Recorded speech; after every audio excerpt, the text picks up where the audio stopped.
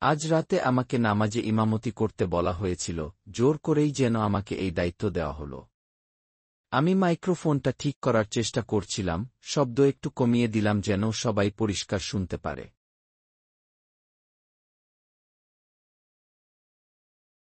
আলহামদুলিল্লাহ। সমস্ত প্রশংসা আল্লাহ তাআলার নামে, যিনি আমাদের সৃষ্টি করেছেন, যিনি আমাদের জীবন ও হিদায়াত দিয়েছেন। আমি সাক্ষ্য দিচ্ছি যে আল্লাহ ব্যতীত কোনো উপাস্য নেই, এবং মুহাম্মদ সাল্লাল্লাহু আলাইহি ওয়াসাল্লাম তার বান্দা ও রাসূল।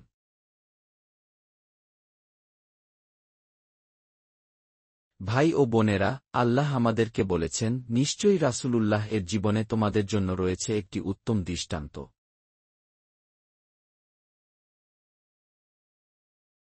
আজকের আলোচনা সেই মহান দৃষ্টান্তকে ঘিরেই। মুহাম্মদ সাল্লাল্লাহু আলাইহি ওয়াসাল্লাম, নবীদের শেষ নবী, নবুয়াতের সিলমোহর।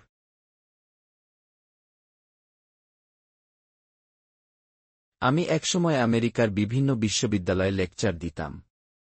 সেখানে অনেক অমুসলিম ছাত্রছাত্রী আমাকে জিজ্ঞেস করত, আপনারা মুসলমানরা বলেন, আল্লাহ মানুষকে যুগে যুগে নবী ও রাসূল পাঠিয়ে হিদায়াত দিয়েছেন। তাহলে কেন মুহাম্মদ সাল্লাল্লাহু আলাইহি ওয়াসাল্লাম এরপর আর কোনো নবী পাঠাননি?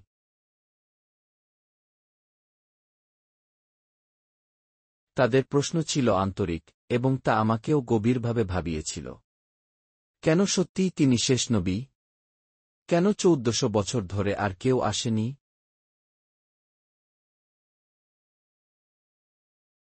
এই প্রশ্নগুলোর উত্তর দিতে গিয়ে আমি বুঝেছিলাম, এটা কেবল ইতিহাসের প্রশ্ন নয়, এটা বিশ্বাসের কেন্দ্রবিন্দু। এবং আমি আজ যা বলবো, তা কোনো বিতর্ক নয়, বরং আমার নিজের ভাবনা, আমার নিজের অনুভব, যা হয়তো বড় বড় আলেমদের ব্যাখ্যার পরিপূরক হিসেবে দাঁড়াবে।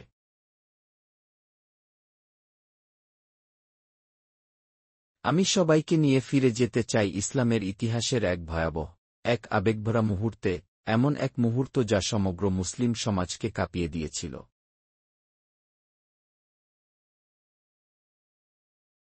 এটা ছিল মদিনার অঙ্গনে।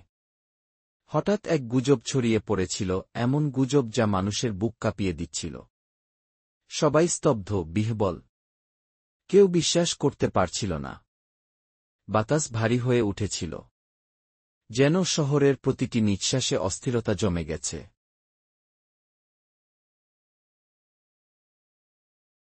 হ্যাঁ, আগের কয়েকদিন ধরে কিছু ইঙ্গিত পাওয়া গিয়েছিল, কিন্তু এখন সবাই দিশেহারা। মনে হচ্ছিল এই সংবাদ সত্য হলে পৃথিবী থেমে যাবে।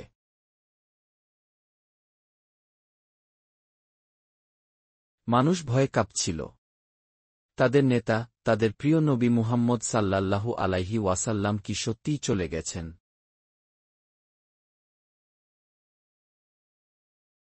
এ যেন এমন এক পরীক্ষার মুহূর্ত, যা হয়তো হিজরতের কষ্টের চেয়েও কঠিন, উহুদের যুদ্ধের চেয়েও বেশি বেদনাদায়ক।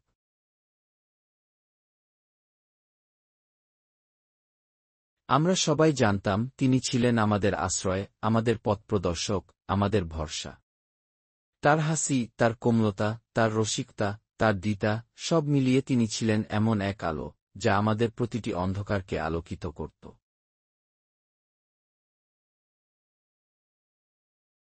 আমি মনে করি, কিভাবে তিনি একবার নিজের চাদর বিছিয়ে দিয়েছিলেন এক দরিদ্র বৃদ্ধাকে বসার জন্য। কত অগণিত মুহূর্তে তার সেই মমতাময় হৃদয় আমাদের হৃদয় ছুঁয়ে গিয়েছিল।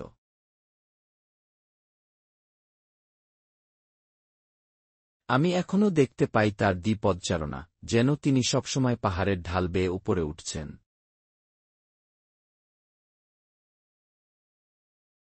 আমি দেখি তার নাতুনি তার কাঁধে চেপে খেলছে, আর তিনি ইমামতি করছেন।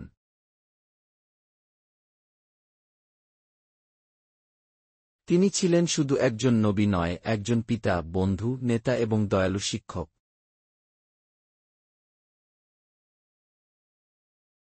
কিন্তু সেই দিন, সেই সকাল, যখন খবর এলো রাসূলুল্লাহ সাল্লাল্লাহু আলাইহি ওয়াসাল্লাম চলে গেছেন, পুরো মদিনা নিস্তব্ধ হয়ে গিয়েছিল। মানুষ কেঁপে উঠেছিল। চোখে জল এসে গিয়েছিল, অথচ কেউ কাঁদতে পারছিল না। কেবল বুক ফেটে যাচ্ছিল।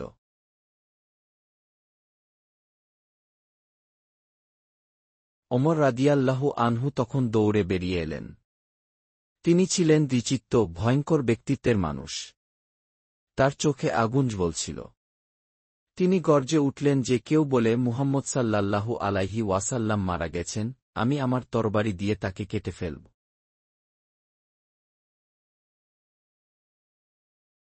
তার কথা শুনে অনেকেই কিছুক্ষণের জন্য আশা পেল।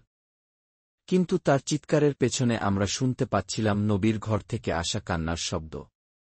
স্ত্রীরা কাঁদছেন, দরজা বন্ধ। সেই কান্নার শব্দের মধ্যেই যেন সত্যি লুকিয়েছিল।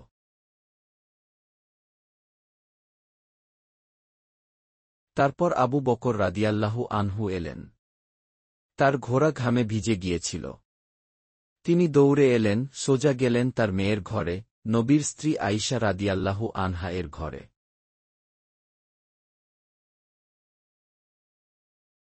দরজার পর্দা সরিয়ে চোখ নিচু করে তিনি ভেতরে ঢুকলেন। কিছু জিজ্ঞেস করার প্রয়োজন ছিল না, মুখ দেখেই সব বুঝে ফেললেন।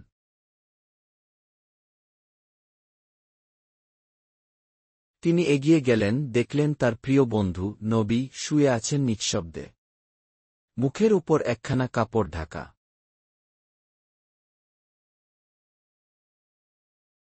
তিনি দাঁড়িয়ে রইলেন, চেয়ে দেখলেন তার বন্ধুকে। মনে পড়ল সেই পুরনো দিনগুলোর কথা, যখন দুজনেই তরুণ ছিলেন, মক্কার সমাজে উঠতি দুটি নাম।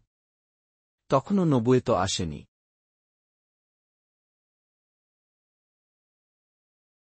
তারা বন্ধু ছিলেন, একে অপরের পাশে থেকেছেন কঠিন সময়ে। আজ সেই বন্ধুই চিরতরে চলে গেছেন।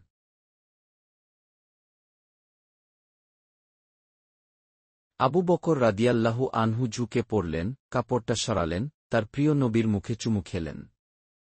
তারপর কাপা কণ্ঠে বললেন,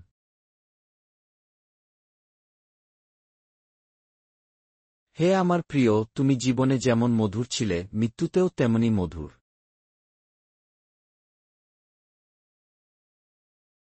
তার চোখ থেকে অশ্রু ঝরে পড়ল নবীর মুখে। তিনি বললেন,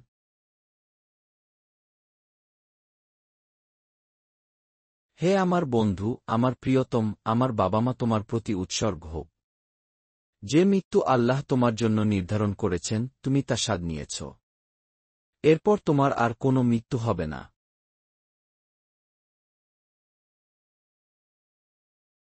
তিনি ধীরে নবীর মাথাটা বালিশে রেখে দিলেন, আবার কাপড়টা টেনে দিলেন। মুখে গভীর প্রশান্তি নিয়ে ঘর থেকে বেরিয়ে এলেন।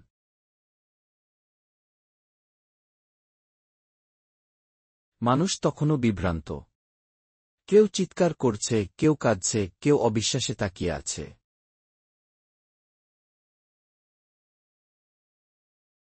আবু বকর রাত ছোটখাটো মানুষ ছিলেন। গঠনেও তিনি ছিলেন নম্র। তার কণ্ঠ নরম, হৃদয় কোমল। তিনি প্রায়ই কুরআনের আয়াত পড়তে গিয়ে কেঁদে ফেলতেন।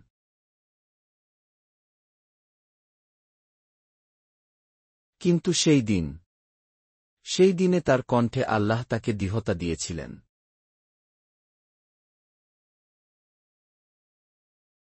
তিনি মসজিদের অঙ্গনে এলেন। ওমর তখনও গর্জে উঠছেন, যে বলবে নবী মারা গেছেন, আমি তাকে হত্যা করব।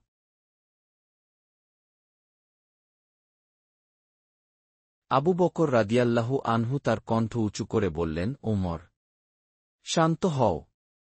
শুনো সবাই। তারপর তিনি মুখ ফিরিয়ে জনতার দিকে তাকালেন। চোখে জল, মুখে দৃঢ়তা।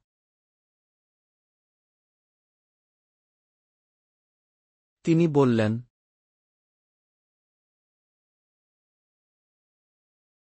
যারা মুহাম্মদ সাল্লাল্লাহু আলাইহি ওয়াসাল্লাম কে উপাসনা করতেন, তারা জেনে রাখো, মুহাম্মদ সাল্লাল্লাহু আলাইহি ওয়াসাল্লাম এখন মৃত্যুবরণ করেছেন।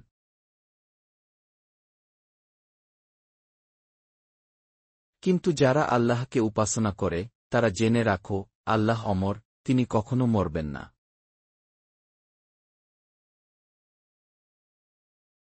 সেই মুহূর্তে পুরো মদিনা থেমে গেল। শব্দহীন নীরবতা।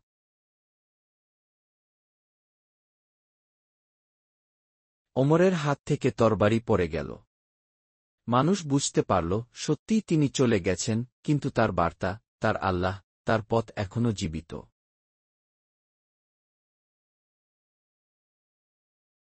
এই ছিল সেই দিনের দৃশ্য যেদিন নবী দুনিয়া থেকে বিদায় নিলেন, আর আবু বকর রাদিয়াল্লাহু আনহু এর কণ্ঠে মুসলমানরা আবার হিদায়াত খুঁজে পেল।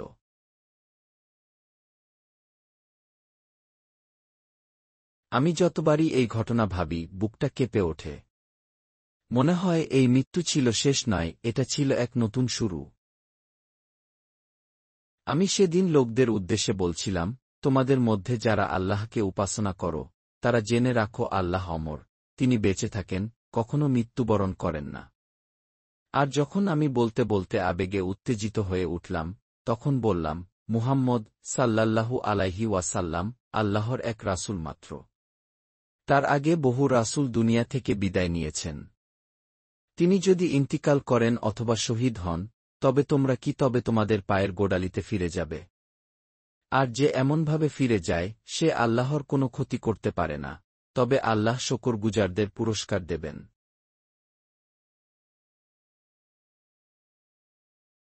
এই আয়াত উচ্চারণ করার মুহূর্তে দেখলাম, উমর রাদিয়াল্লাহু আনহু, যিনি এতক্ষণ পর্যন্ত নবীর ইন্তিকালের বাস্তবতাকে মানতে পারছিলেন না, তিনি যেন বজ্রাঘাতে স্তব্ধ হয়ে গেলেন।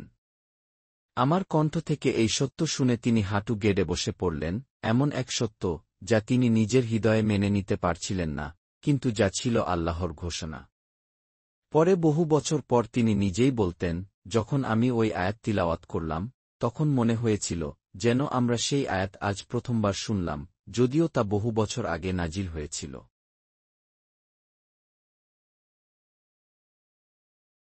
যদিও পরের দিন আনুষ্ঠানিকভাবে সিদ্ধান্ত নেওয়া হয়েছিল, কিন্তু ঠিক ওই মুহূর্তে অনেকের অন্তরের গভীরে পরিষ্কার হয়ে গিয়েছিল, নবীজির সাল্লাল্লাহু আলাইহি ওয়াসাল্লাম রাজনৈতিক উত্তরসূরি কে হবেন। কারণ নবুয়তের উত্তরাধিকার কেউ বহন করতে পারে না, নবুয়ত সমাপ্ত হয়েই গেছে, কিন্তু সমাজের নেতৃত্ব তো স্থবির থাকতে পারে না। সেই সংকটময় মুহূর্তে মুসলিম সমাজ ভেঙে যেতে পারত, ছিন্নভিন্ন হয়ে যেতে পারত, কিন্তু আল্লাহর করুণা আমি, আবু বকর রাদিয়াল্লাহু আনহু, তাদের একত্রে ধরে রাখলাম। নবীর ইন্তিকালের পরের 2 বছর আমার জীবনের একমাত্র উদ্দেশ্যই ছিল, এই উম্মতকে একত্রে রাখা, বিভক্ত না হতে দেওয়া। আজও আমি সে কথাই ভাবি, আর সে কারণেই আমি আজ আলোচনা করছি নবীজির মিশনের সমাপ্তি এবং শাহাদাহর, ইমানের সাক্ষ্য, সঙ্গে তার গভীর সম্পর্ক।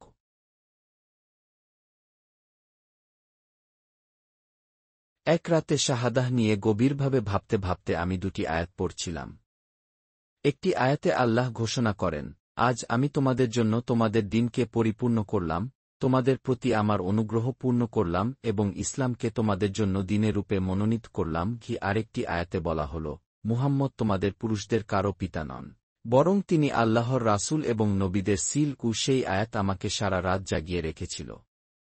আমি বারবার ভাবছিলাম, নবুয়তের সমাপ্তি এবং নবীজির কোনো পুত্র না থাকার মধ্যে সম্পর্ক কি?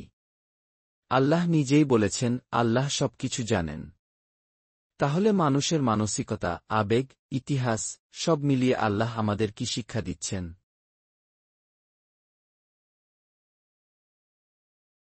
এই আয়াতটি হিজরতের 4র্থ বছরে নাজিল হয়েছিল। সে সময়ও নবীজির কোনো জীবিত পুত্র ছিলেন না। কিন্তু শুধু তাই নয়, এটি ছিল এক ধরনের অঘোষিত ঘোষণা, তিনি দুনিয়া থেকে বিদায় নেওয়ার পরও তার পেছনে কোনো পুরুষ উত্তরাধিকারী থাকবে না। মানুষের স্বভাবেই তাদের আবেগ কাজ করে। আমি বুখারীর হাদিস পড়তে গিয়ে দেখেছি, কিছু সাহাবী ব্যক্তিগত মতামত হিসেবে বলেছিলেন, যদি নবীজির কোনো ছেলে বেঁচে থাকতেন, তবে তিনি অবশ্যই নবুয়তের যোগ্য হতেন। কারণ আরবদের মনে গুণাবলী, সচ্চরিত্র, নৈতিকতা, এসবকে বংশগত বলে মনে করার একটি প্রবণতা ছিল। তারা মনে করত, একটি ভালো পরিবার মানেই ভালো গুণাবলী, যেন রক্তের সঙ্গে গুণও প্রবাহিত হয়।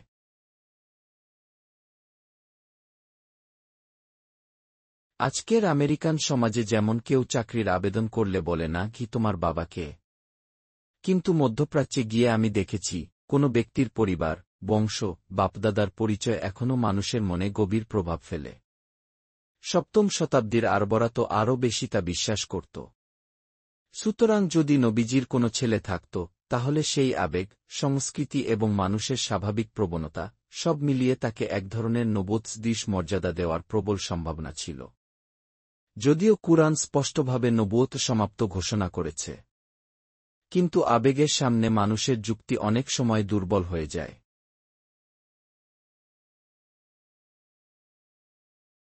তাছাড়া নবীজি তার কন্যাদের সবাইকে অতিক্রম করে বেঁচেছিলেন, শুধু ফাতিমা রাদিয়াল্লাহু আনহা ব্যতীত। তিনিও খুব অল্প সময়ের মধ্যে ইন্তিকাল করেন। আলী রাদিয়াল্লাহু আনহু, যিনি নবীজির চাচাতো ভাই, জামাতা এবং সর্বাধিক নিকজনদের একজন, মানুষের আবেগের সহজেই কেন্দ্রীয় ব্যক্তিত্ব হয়ে উঠতে পারতেন। অনেকেই মনে করতে পারতেন নবীজির পরিবার থেকেই নেতৃত্ব আসা উচিত। কিন্তু নবীজি কাউকে নিজের রাজনৈতিক উত্তরসূরি করে যাননি। উম্মাহর সিদ্ধান্তই ছিল নেতৃত্বের ভিত্তি।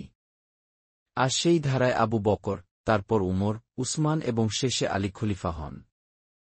এভাবে ধীরে ধীরে মুসলিম সমাজে প্রতিষ্ঠিত হয়, নেতৃত্ব জন্মসূত্রে নয়, বরং উম্মাহর পরামর্শে নির্ধারিত হবে।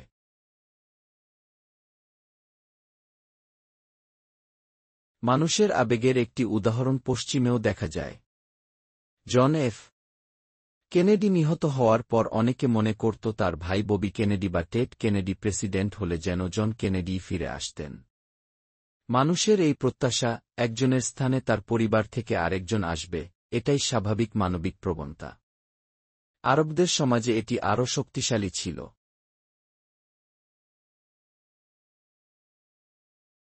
এই সব বিবেচনা করলে আল্লাহ কেন নবীজিকে কোনো পুত্রসন্তান না দিয়ে নবুয়তকে তার সাথেই সমাপ্ত করলেন, তার গভীরতা স্পষ্ট হয়। আল্লাহ মানবমানুষ জানেন মানুষের আবেগ কিভাবে কাজ করে, এবং সেই বিবেচনাতেই তিনি নবুয়তের দরজা চিরতরে বন্ধ করেছেন। নবীজি কাউকে নবুয়তের উত্তরসূরি হতে দেননি, এবং তার পরিবারে এমন কেউ জন্ম নেয়নি যাকে মানুষ আবেগে নবীর মর্যাদা দিতে পারত। এভাবেই আল্লাহ উম্মাহকে বিভক্ত হওয়া থেকে রক্ষা করেছেন। মানুষ অনেক সময় ভেবেছে হয়তো কেউ জন কেনেডির মতো কিছু বিশেষ গুণাবলী উত্তরাধিকার সূত্রে পেয়েছে, যেন সেটা কোনো পারিবারিক বৈশিষ্ট্য। আমি নিজেও এই চিন্তাগুলো ঘুমের মধ্যে বেডে শুয়ে শুয়ে ভাবি। কিন্তু বাস্তবতা হল, নবী করিম সাল্লাল্লাহু আলাইহি ওয়াসাল্লাম এর প্রিয় দুই দৌহিত্র, হাসান ও হুসাইন, যাদের প্রতি আমরা মুসলমানরা গভীর ভালোবাসা পোষণ করি, তারা কখনো রাজনৈতিক ক্ষমতা অর্জন করতে পারেননি। হুসাইন তো কারবালায় শহীদ হন, কোনো শাসন স্থাপন করার সুযোগও পাননি।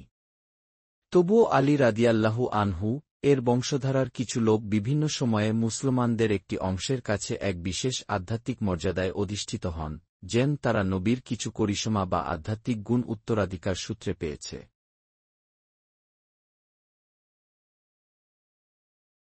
তবে অধিকাংশ মুসলমান নেতৃত্বকে কেবল রাজনৈতিক দায়িত্ব হিসেবে দেখেছে, যার সঙ্গে কিছু ধর্মীয় গুরুত্ব যুক্ত, কিন্তু কোনো সরাসরি ঈশ্বর প্রদত্ত ম্যান্ডেট নয়। অধিকাংশ মুসলমানই বিশ্বাস করে, নবুয়তের ধারার শেষ নবী হলেন মুহাম্মদ সাল্লাল্লাহু আলাইহি ওয়াসাল্লাম, খাতামুন নবিয়্যিন। এটি অর্থাৎ নবুয়তের ধারার শেষ ব্যক্তি।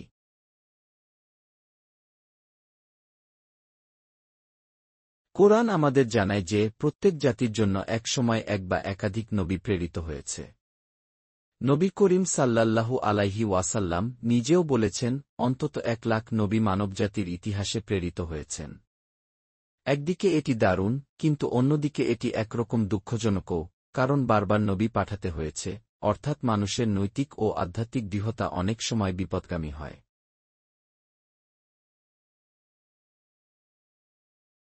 তাহলে প্রশ্ন আসে, যদি মানুষ বারবার বিপথে চলে যায়, ঈশ্বর প্রদত্ত বাণী বিকৃত করে, নিজের মতো ব্যাখ্যা করে, তাহলে কি হঠাৎ করেই ঈশ্বর মানবজাতিকে একা ছেড়ে দেবেন? নবী মুহাম্মদ সাল্লাল্লাহু আলাইহি ওয়াসাল্লাম এরপর আর কোনো নবী পাঠাবেন না, এটা কি যুক্তিসঙ্গত?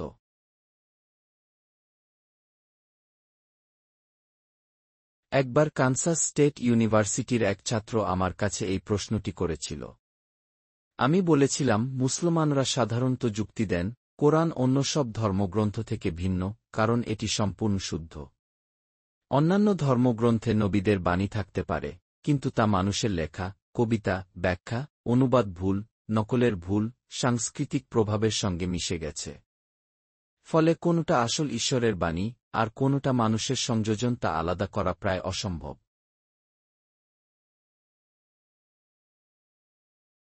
কিন্তু মুসলমানরা বিশ্বাস করে, কোরআন হল শুধুমাত্র নবী করিম সাল্লাল্লাহু আলাইহি ওয়াসাল্লাম এর মাধ্যমে আল্লাহর প্রদত্ত বাণী।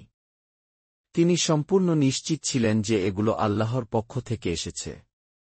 এমনকি পশ্চিমা গবেষক হারগিব স্বীকার করেছেন, কোরআন হল সেই বাণী যা মুহাম্মদ সাল্লাল্লাহু আলাইহি ওয়াসাল্লাম বিশ্বাস করতেন আল্লাহ প্রদত্ত। এটি আমাদের জন্য যথেষ্ট, আমরা নিশ্চিত যে আমাদের হাতে আছে একেবারে বিশুদ্ধ ঈশ্বর প্রদত্ত বাণী। এই বিশ্বাসের ভিত্তিতে আমরা বলি, নতুন নবীর প্রয়োজন নেই। কিন্তু তখন অমুসলিমরা প্রশ্ন করে, ঠিক আছে, কোরআন সত্যিই বিশুদ্ধ, কিন্তু পৃথিবী তো বদলে যাচ্ছে। নতুন সমস্যা আসে যেগুলোর উত্তর হয়তো কোরআনে নেই। তখন কিভাবে আমরা সঠিক সিদ্ধান্ত নেব?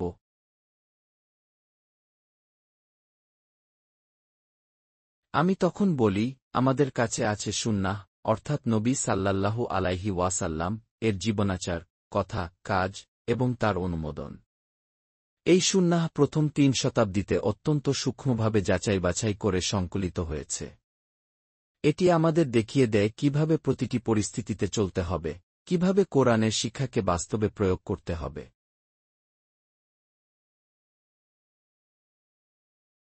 তবুও কখনো কখনো আমরা নতুন সমস্যার মুখোমুখি হই। অমুসলিমরা তখন বলে, ১৪০০ বছর তো পেরিয়ে গেছে। সেই সময়ে যে সমাজ ছিল, আজকের সমাজ তো অনেক আলাদা। তখনকার আলেমরা কি সত্যিই ভবিষ্যতের সব সমস্যা ভেবে রেখেছিলেন?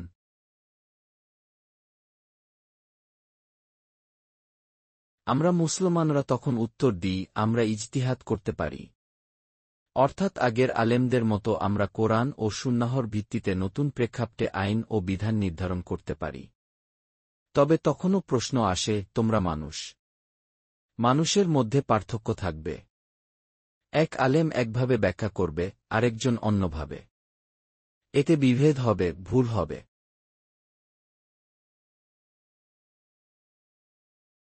এটা সত্য, আজও মুসলমানরা নানা বিষয়ে বিতর্কে লিপ্ত।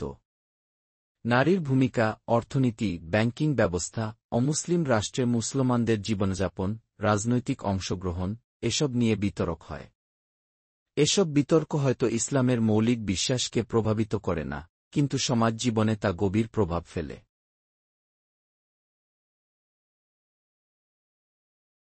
একজন মুসলিম ছাত্র একবার আমাকে বলেছিল, যদি নবী করিম সাল্লাল্লাহু আলাইহি ওয়াসাল্লাম আজ আমাদের মাঝে থাকতেন, তাহলে হয়তো এসব বিতর্ক থাকত না। তিনি আমাদের সঠিক সিদ্ধান্ত জানিয়ে দিতেন।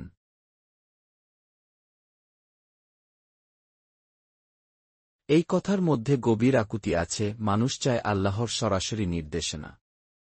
তখন প্রশ্ন আসে, আল্লাহ কেন ১৪০০ বছর ধরে আর কোনো নবী পাঠাননি?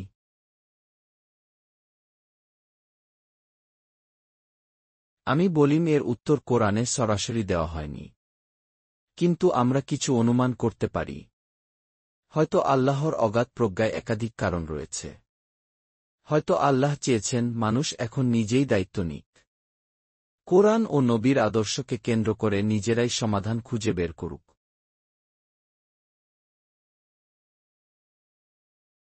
এই প্রক্রিয়াটি হয়তো আমাদের চিন্তা, ধৈর্য, সহনশীলতা ও সহযোগিতার পরীক্ষা। হয়তো নবী ছাড়াই আল্লাহ চেয়েছেন আমরা একে অপরের সঙ্গে পরামর্শ করে, পারস্পরিক শ্রদ্ধা রেখে, সত্যকে খুঁজে বের করি। এটাই আমাদের আধ্যাত্মিক ও সামাজিক পরিপক্বতার পরিচয়। প্রাচীন কিছু আলেম বলেছেন, মানবজাতি এক সময় শিশুর মতো ছিল, তখন নবীরা ছিলেন শিক্ষক। কিন্তু এখন আমরা পরিণত বয়সে পৌঁছেছি। আল্লাহ আমাদের দিয়েছে পূর্ণ নির্দেশনা, এখন আমাদেরই দায়িত্ব নিজেদের বুদ্ধি, বিবেক এবং আন্তরিক প্রচেষ্টায় জীবন পরিচালনা করা।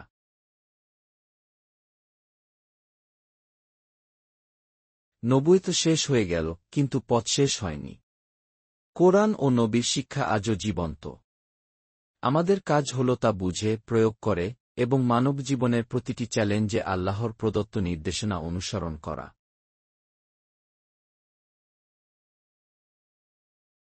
এভাবেই আমি মনে করি, আল্লাহ নবুয়ত বন্ধ করেছেন কারণ আমরা এখন পরিপক্ব। আমাদের হাতে আছে ঈশ্বরের শব্দ। এখন আমাদের দায়িত্ব সমস্যা সমাধান করা, বিতর্ক মীমাংসা করা, সমাজকে ন্যায় ও সততার পথে পরিচালনা করা, নিজের চিন্তাভাবনা ও আধ্যাত্মিকতা দিয়ে জীবনকে সুন্দরভাবে গড়ে তোলা।